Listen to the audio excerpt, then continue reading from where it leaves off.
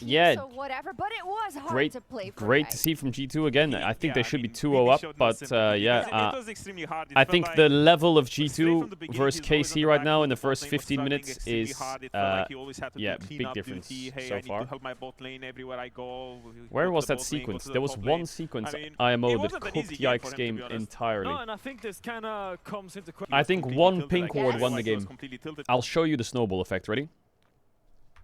I'll show you the snowball effect. KC bot lane takes a bad trade. Busio has to block for Killist. Busio flashes away. Yeah? Busio no flash. Skarner meets Karma on a bot timer, where the wave needs to crash. You can see they're pinging assistance. If you look at the minimap, you'll see a ping of assistance from Kalist. He needs to crash his bot wave. But because G2 based, because they pushed him out, they're holding the wave in their face, and Kalist is going to die.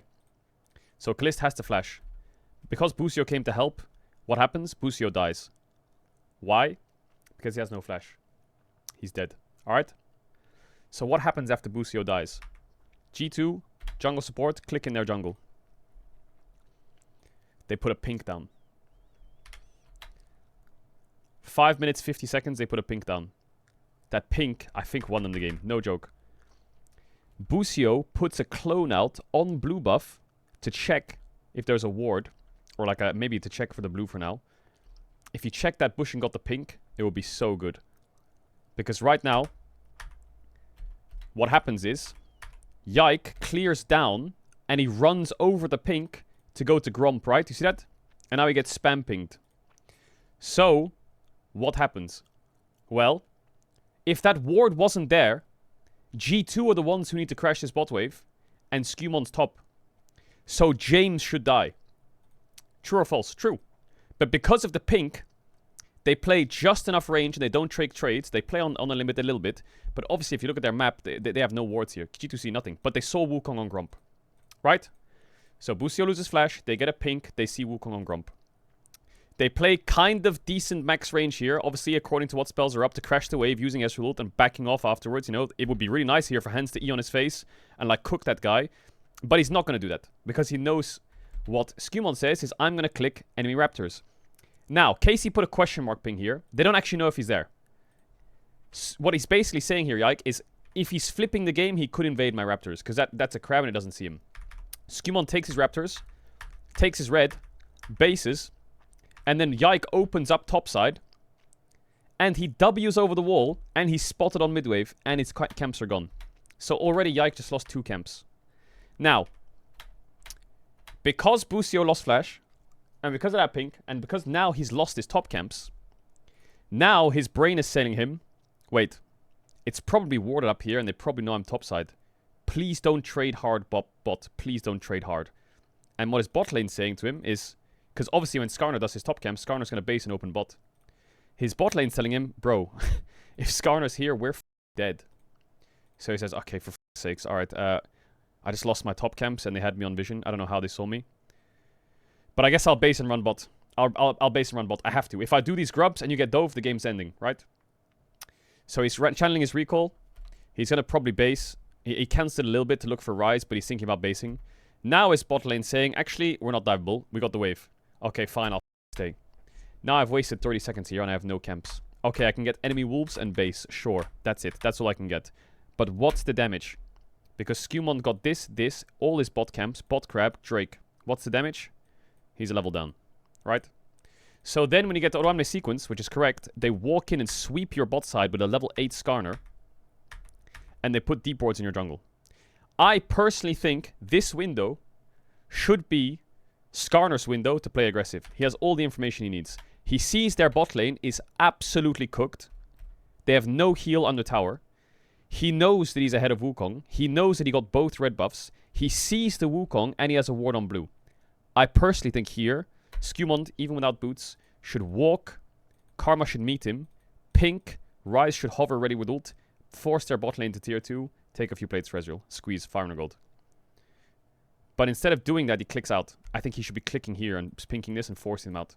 This would be the biggest window for G2 to play on. But it's not the end of the world. They don't risk it.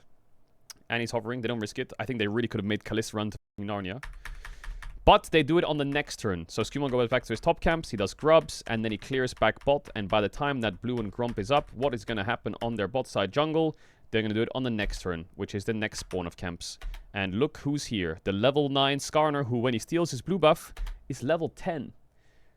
So he's now 2 levels up on the bot contest. I know Yike's close to 9, but this is a chokehold. So I think that the snowball effect from G2 was excellent. Busio flashes. We kill him on the next turn. We ward their blue. We take their top camps because we see him on blue. We fake dive bot or we hover around bot and force him to match. We have camp leads. We invade. We steal. We're 2 levels up. GG. It's like, this is what you do with a winning bot. You tell them to push when you're there. You tell them to trade softly when you're not. And yeah, you'll always find windows if you have 2 lanes that are pushing and you throw yourself in the middle and you push Wukong out. If any of those 2 lanes take a bad trade, they're dead instantly. And that's exactly what happened.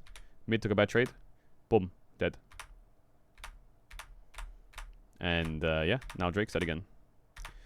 This was the one time where Caps TP'd in the face of 2 people under a tower. So that's obviously not optimal. But that's what happens when a bot lane who plays bot side wins. And their jungler hovers their bot lane and uses the information to his advantage. Because naturally, if you have a winning bot and you're pushing bot and you get a kill bot, you can ward their bot side. And if your bot side's warded, then you can play according to the info you have by matching them or taking their camps and getting a lead. And when he's top, you're bot. And when you're top, your bot backs up and they keep maintaining the push but at max range and they don't give windows.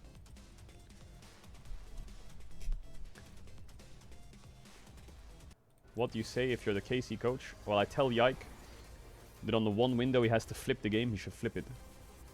I don't know what window that was. Let me find it. It was here. Where the fuck is it?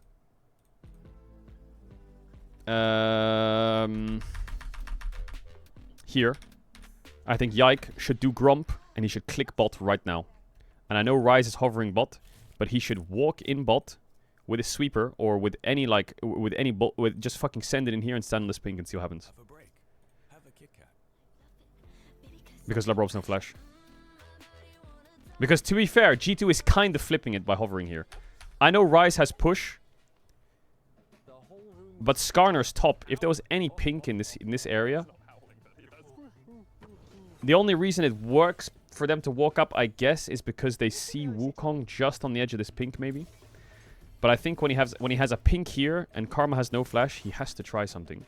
Or I would tell Busio, you fucking rat, when you come out of base like this, I think Busio is the I don't know which MF he is.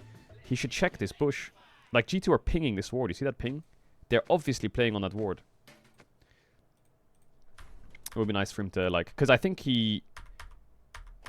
Oh, actually, there's 2 wards on Yike. Oh my god. I mean, Yike.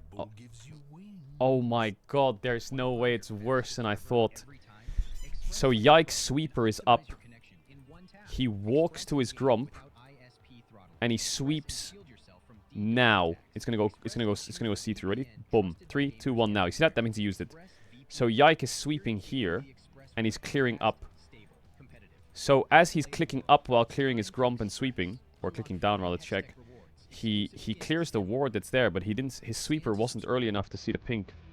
So now he's just standing on this pink ward, and then eventually he clears it. But oh my god! But now, I guess now he just has to go bot, right? It's just the only way. He just has to go bot and flip the game with a sweeper, with flash, and just send it on them instead of going here. I don't know. I feel like he needs to just find a window to send it on their bot lane with no flashes.